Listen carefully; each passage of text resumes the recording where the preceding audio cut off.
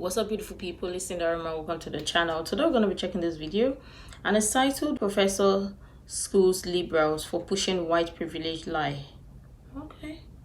Okay, interesting. I'm excited to check this one out to hear what they've got to say. Let's check it out.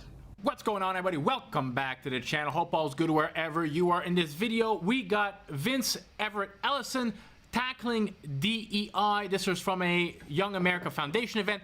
The full event, his full speech, all the Q&A, linked at the bottom if you want to check it out. Let's get into the video. My question is on DEI, particularly in the airline industries. I'm sure you've been following after the whole Reagan batch of FFA agents retired. Obama decided to diversify the FFA. We've seen a lot of problems from that, including two planes almost colliding and basically having to roller coaster away from each other, as well as United Airlines had 80% of its new flight class being women or people of color compared to 96% typically.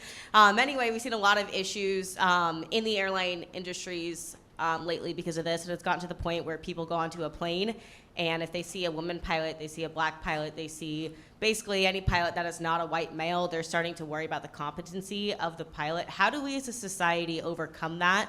Because obviously we want to be respectful of people's races. We don't want to assume that someone is only in that position because of their color, but also we need to worry about our safety. And this is another issue that DEI is causing, is it's causing people to look at people who are in positions of power and of authority and have, you know, negative thoughts about that. How do we overcome that and try to not see people who are in good positions as incompetent because of their race due to DEI? We have to get the black community to sign off on it. Say that, you know, just like the NFL and the NBA, we don't need your handouts, we don't need your crumbs. We can make it on our own. And that comes from a conversation that we have to start having in the black community, because right now we're still on this tip. We want reparations, we're still oppressed, we're still all of that. And what I do is I confront them with this, and I confront them with the truth.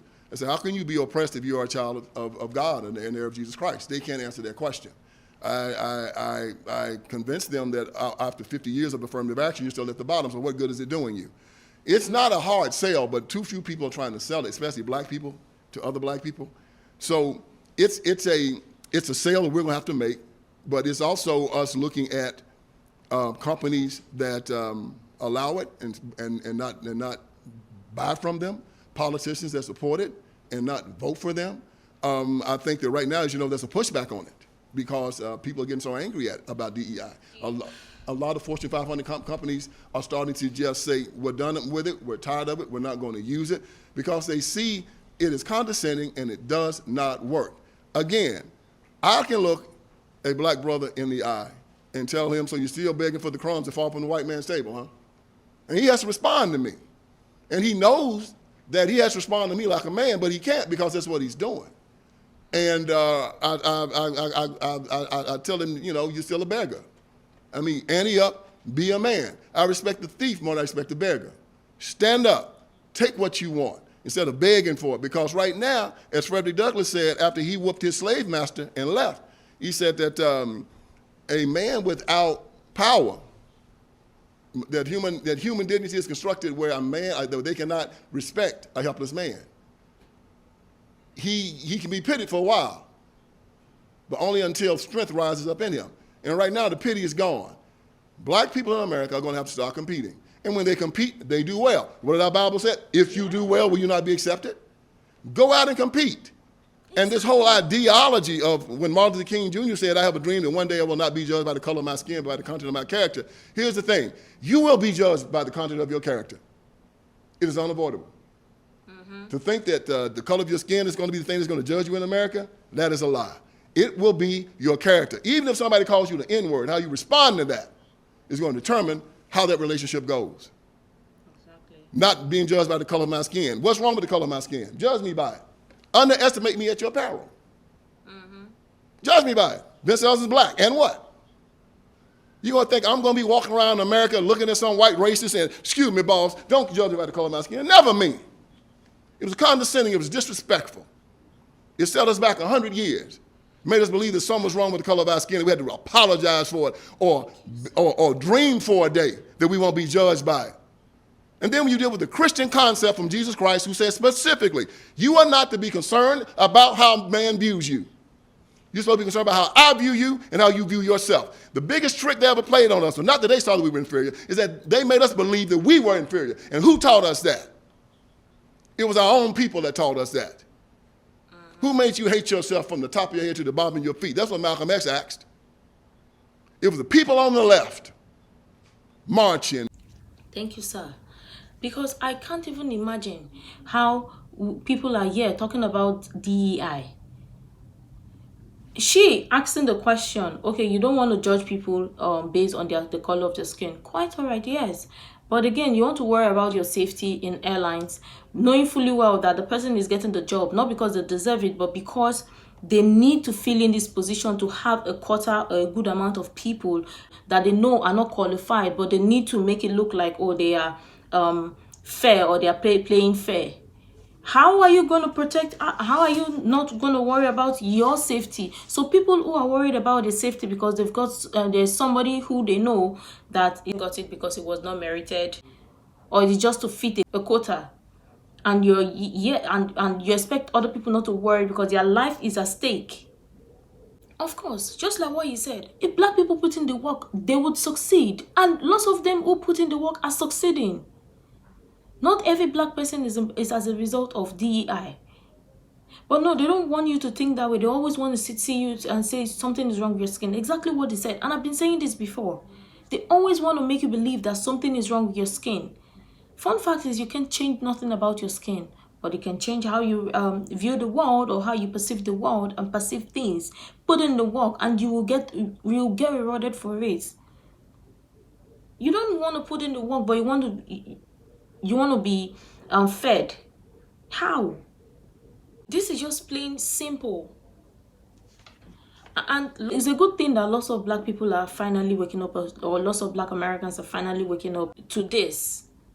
And they're putting in the work, and they're getting rewarded for it.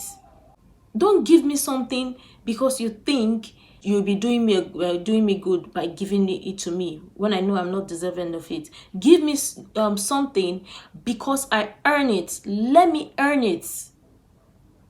And that is it.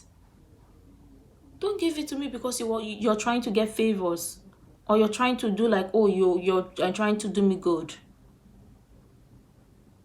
That is just some way to keep controlling some people. So what is she even saying? If you board a plane and the pilot is a black woman or a black man or whatever color or whatever race they are, if they get a job, then it should be on merit. You don't want to be in a plane and be worried about your life or worried about your safety, knowing that this person did not merit it, or this person got it because they want to fit a certain quota. It don't make sense.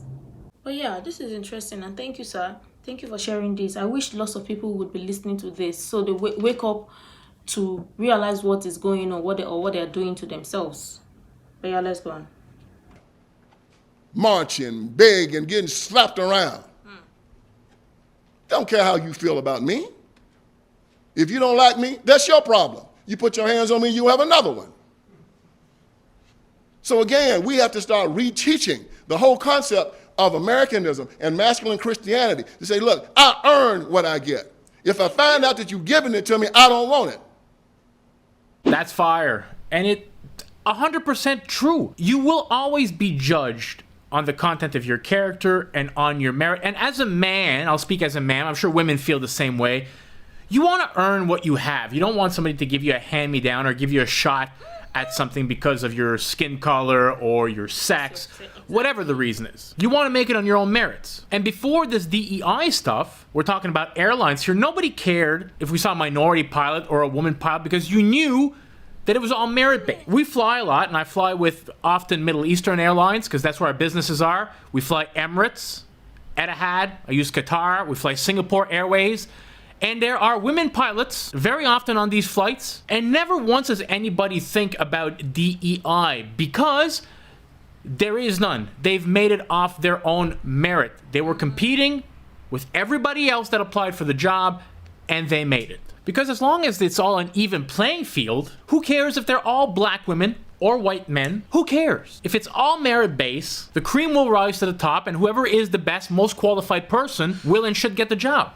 That's how it always was. Now, when it comes to DEI in the pilot industry, the airline industry, they will tell you that, well, all these DEI hires have to pass the same physical disability test, the same psychiatric test. They have to have all the same qualifications, demonstrate the same level of skill, the same way that anyone else has, and this is how they get the job, which means that if they do get the job, they are qualified, or they're the most qualified person. Now, in theory, that might seem to work.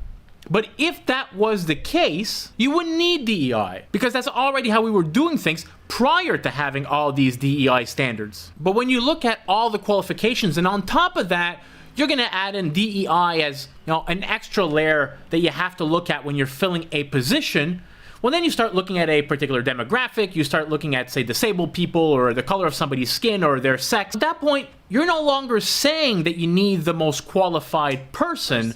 What you're saying is we need more of this type of person, rather that be a minority, a woman, whatever. But the moment you start doing that, you start lowering your standards, because now you're looking for a specific individual, a specific avatar to fill that position, instead of hiring just the most qualified person for the job. When you look at an industry like the airline industry, where you're flying humans, why do you care about DEI standards anyway? If you say, well, we have a minority of, say, women, or we have a minority of blacks or Hispanic people, or a minority of disabled people of some sort, that is not a problem.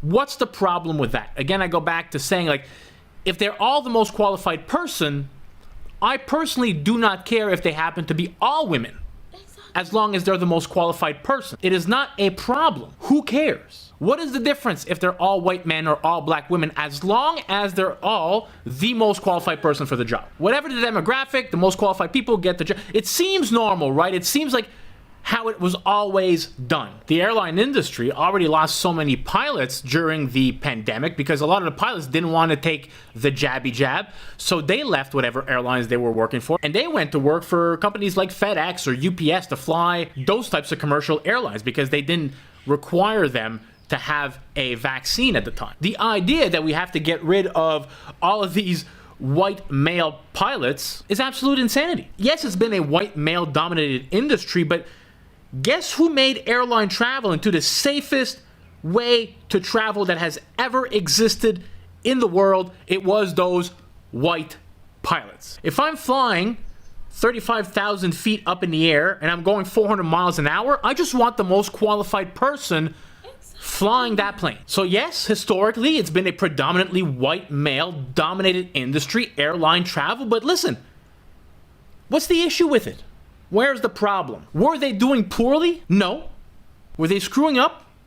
No. White males, the people who invented human flight to begin with, and who up until a few years ago were still dominant in the airline industry as pilots, and it was doing fantastically. And I would say that even today, when you get job applications for pilots, it would be predominantly white men applying for these positions. Now, obviously, they should only get the job if they are the most qualified person applying, but we're not talking about somebody sweeping the floor here at the FAA or filing paperwork. We're talking about people that are responsible for 100, 200, 300 lives, depending on the airplane model. I wouldn't care so much if they hired a disabled person that was a bit less qualified to, you know, sweep the floor or whatnot.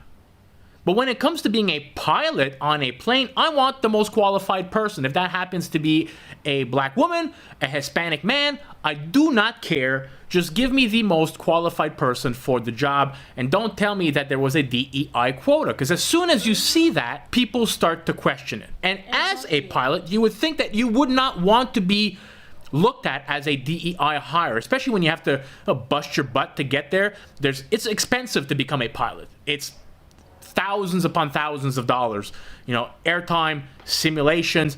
It is not cheap. So if you're going to invest your time and your money into pursuing this dream that you have, you would want to achieve it based on your merits and not because you're of your sex or of the color of your skin. Anyways, that's it for this video.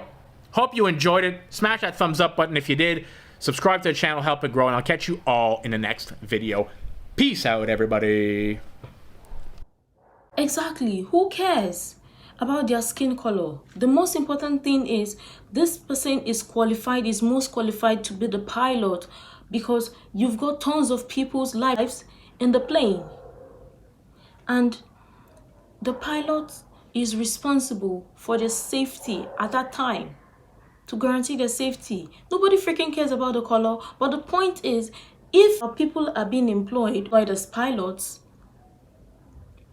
then they should be qualified. They should be the most qualified people, not because they want to fit or satisfy a certain quota. It should be merited, regardless of what color of they have on their skin, gender, sex, or whatever they look like or whatnot. Fun fact is, lots of people know this, but they just want to act and be like, okay, they are fighting for the best interest of a certain people. Before, nobody was worried about DEI or DEI quotas. People were not having issues about that, because they know that if somebody gets a particular job, it is the most qualified person that gets it. But of course, they want to put people in a box and be confined to a particular group. So they need people they can get. It honestly don't make sense. But this is interesting. I'm sure tons of people have interesting things to share. I would really love your honest contribution. You can share other useful information you think might be really helpful. Make sure to like, comment, and subscribe, and all of that stuff. And until next time, see you in the next video.